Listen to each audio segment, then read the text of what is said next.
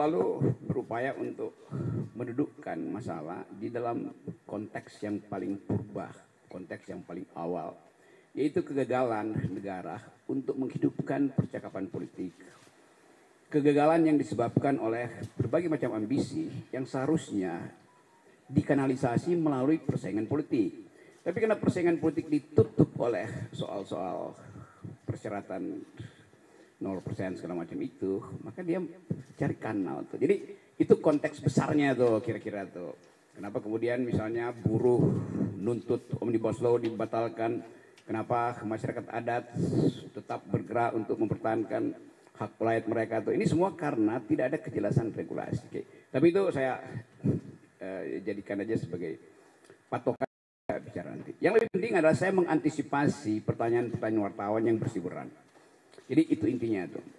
Saya mulai dengan satu kesan pribadi saya. Selama kurang lebih 1 minggu ini, ketika kasus ini mulai beredar, saya ada di mungkin 9-10 kota di Lombok, Jawa Timur, Jawa Tengah tuh. Diundang oleh para mahasiswa tuh. Dengan maksud saya memberi kuliah seperti biasa, kuliah umum. Tetapi dari seluruh undangan seminggu ini, seluruhnya dipersekusi. Saya nggak boleh masuk kampus, saya nggak boleh ketemu akademisi itu. Jadi ada dugaan saya bahwa soal ini soal biasa aja kan. Mau dibuat jalur hukum, oke. Tetapi jangan halangi saya untuk bicara dengan para mahasiswa itu. Nah, yang menggemparkan kemarin adalah yang sudah tahu di Jogja itu saya dihalangi untuk bertemu dengan kurang lebih 1.500-2.000 mahasiswa di situ. Justru itu dihalangi oleh PDIP. Dan saya merasa buat apa menghalangi saya, toh kalian partai, kalian punya kekuatan untuk mengubah undang-undang itu. Silakan ubah undang-undang di DPR, bahwa intelektual atau akademisi atau kritis sosial nggak boleh bertemu mahasiswa tuh. Jadi itu yang saya sayangkan. Padahal saya bertahun-tahun mengajar di sekolah Megawati itu tentang pikiran bangsa. Jadi kalau saya mau terangkan pikiran bangsa, kok dihalangi oleh partai di mana saya mengajar tentang pikiran bangsa. Tapi saya paham itu tuh. Jadi terlihat di publik sekarang ada perselisihan tentang kasus saya. Mereka yang mengerti pro saya mengatakan bahwa itu bukan hinaan, itu kritik. Nggak usah saya lanjutkan argumennya. Jadi saya berterima kasih pada mereka yang menganggap bahwa saya justru membuka pembicaraan untuk menghidupkan diskursus tentang apa sebetulnya yang disebut kritik publik terhadap pejabat publik. Nah, saya berterima kasih pada mereka. Mereka mendukung saya, banyak wawancara di media massa itu, dan bahkan sebagian memuji-muji saya bahwa saya memulai satu tradisi untuk memperlihatkan bahwa diskursus publik itu tidak boleh dihalangi oleh dendam pribadi. Memang itu dasarnya kan. Jadi sekali lagi itu poinnya. Tetapi saya mengerti bahwa kasus ini kemudian membuka perselisihan di publik antara yang pro dan kontra. Nah, itu yang membuat kehebohan. Kehebohan itu bisa ditafsirkan sebagai keonaran secara hukum itu. Itu pentingnya kita pahami bahwa sesuatu yang disodorkan untuk dijadikan target keonaran itu bisa disponsor oleh siapapun. Kan itu maksudnya kan. Nah, saya minta maaf terhadap keadaan hari ini yang menyebabkan perselisihan itu berlanjut tanpa arah itu.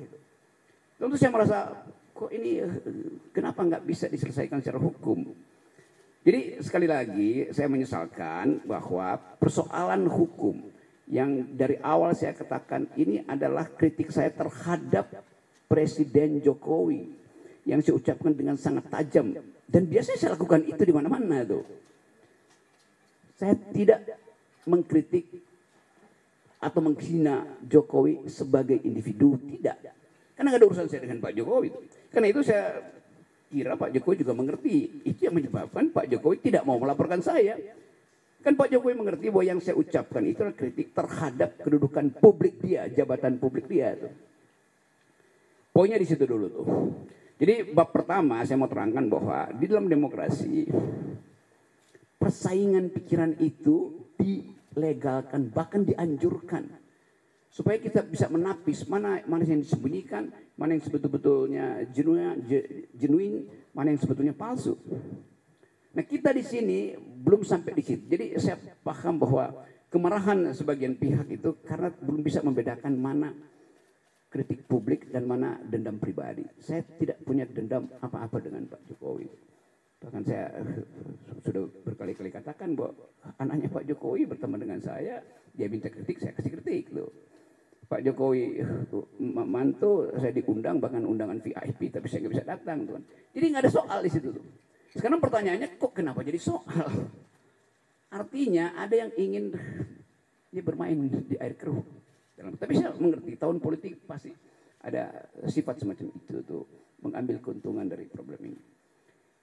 Bagian kedua saya mau terangkan khusus terhadap mereka yang salah mengerti apa yang saya ucapkan di forum buruh itu. Saya hanya mengkritik dua hal pada waktu itu. Satu soal IKN, satu soal Omnibus Law. Tolong perhatikan ya. Saya terangkan bahwa saya pro gerakan buruh yang akan demo tanggal 10 karena sudah berbulan-bulan proposal buruh itu diabaikan pemerintah. Bahkan saya terangkan di situ bahwa Omnibus Law itu kemaksiatan politik. Karena menghina hak buruh untuk memperoleh, ya sebetulnya memperoleh pendapatan.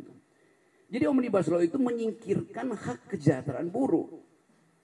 Kalau ada dalil, enggak itu bagus. Loh kenapa kalau bagus itu buruh udah berbulan-bulan melakukan demonstrasi itu. Dan kita tahu bahwa undang-undang itu dibolak-balik, udah ditolak Mahkamah Konstitusi, diputar lagi dengan asumsi bahwa itu bisa diperpukan, lalu barang yang sama dijadikan undang-undang kan. Kan itu yang saya sebut sebagai apa permainan semacam itu. Masa menipu tuh. Pemerintah menipu kebijakan. Jadi saya memang pro buruh. Lalu dianggap bahwa saya mengompori buruh untuk 10 Agustus. Bukan, buruh itu memang sudah berencana secara periodik untuk demonstrasi. Bukan saya yang kompori. Saya tahu bahwa buruh merencanakan itu dari awal. Dan dari 2 tahun lalu tuh gerakan buruh kan terus menerus tuh. Jadi apa yang salah di situ tuh? Lalu dianggap saya mendorong makar segala macam tuh. Oke, itu kasus Beli pertama tuh. Kasus yang menyebabkan terjadinya keriuhan itu saya membela buruh di pidato itu. Seandainya saya nggak pidato di situ, mungkin nggak ada soal. Tetapi tentu kekuasaan menganggap bahwa gerakan buruh ini akan mengalami eskalasi tuh. Karena itu, ya oke, dicari cara supaya diaborsi. Ini kasus pertama. Kasus kedua adalah soal IKN. Tiba-tiba masyarakat Dayak menganggap saya menghina adat Dayak. Di mana hinaannya? Saya justru membela hak masyarakat adat untuk tidak dieksploitasi oleh investor Cina. Bagaimana mungkin? Mungkin udah 5-6 kali saya ke Kalimantan diundang oleh universitas, diundang oleh komunitas masyarakat adat untuk minta pendapat saya. Tetap pendapat saya IKN ini berbahaya secara diplomasi, berbahaya secara geopolitik, dan bahkan berbahaya secara kebudayaan.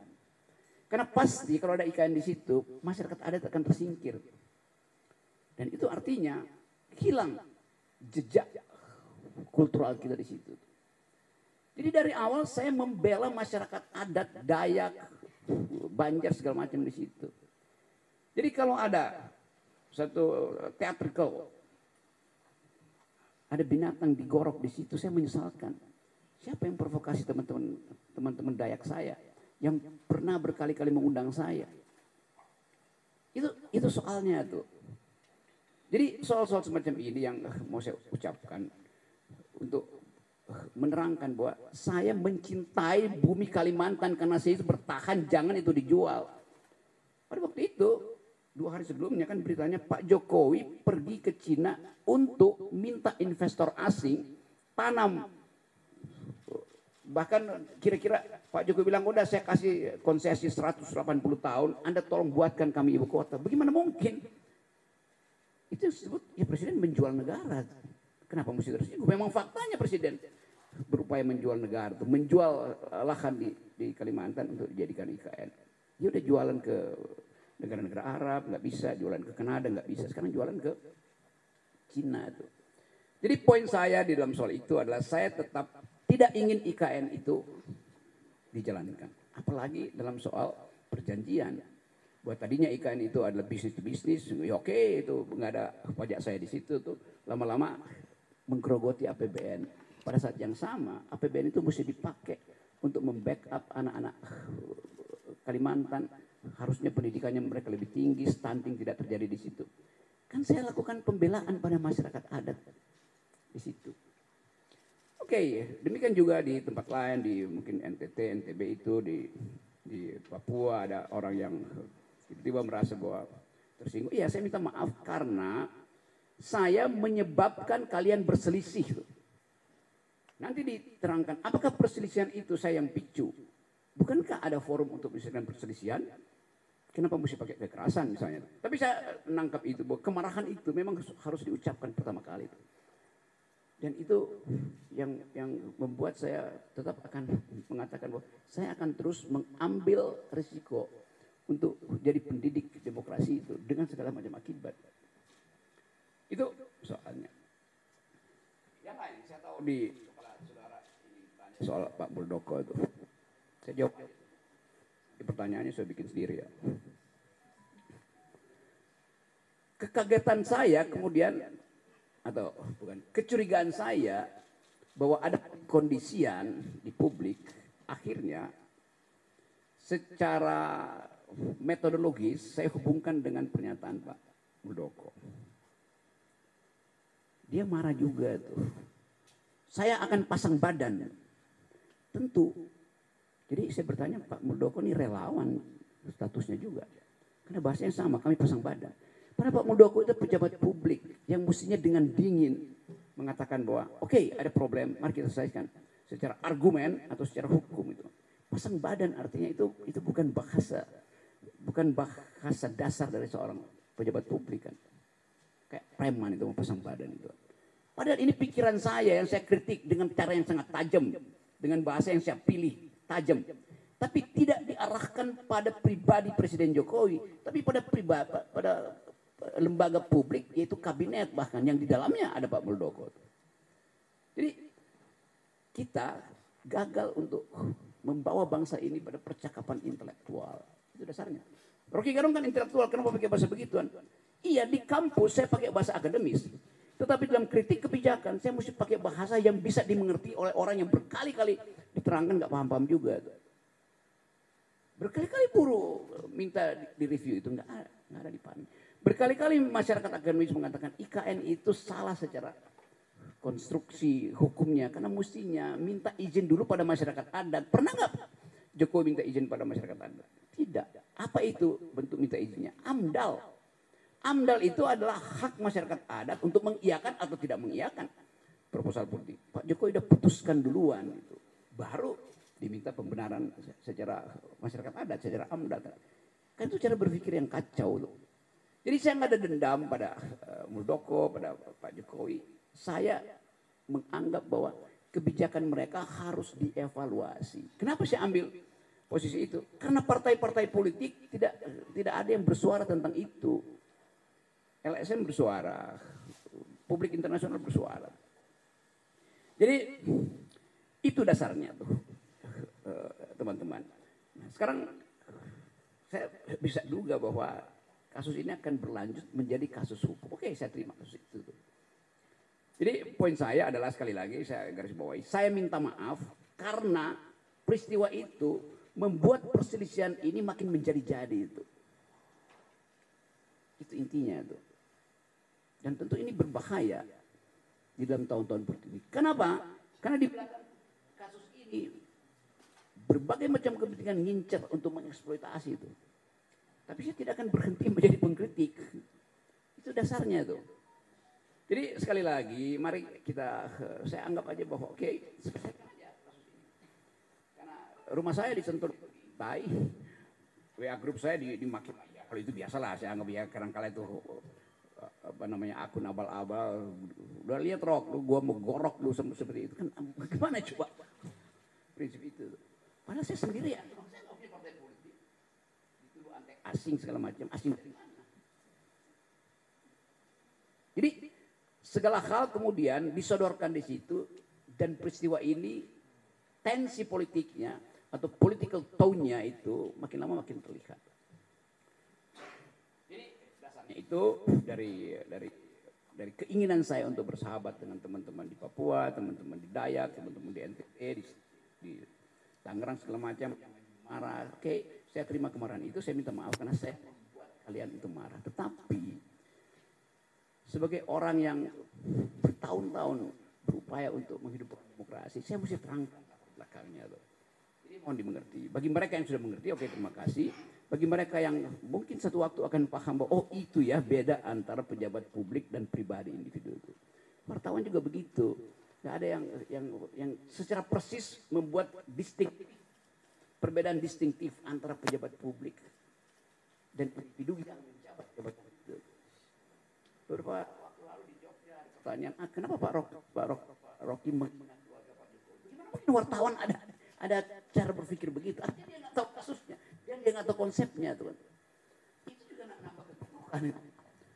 Jadi teman-teman itu pengantarnya dan silakan kalau masih ada soal, tetapi silakan tanya hal yang fundamental. Saya akan jawab itu dengan cara saksama dalam tempo sesingkat-singkatnya. Oke, teman-teman.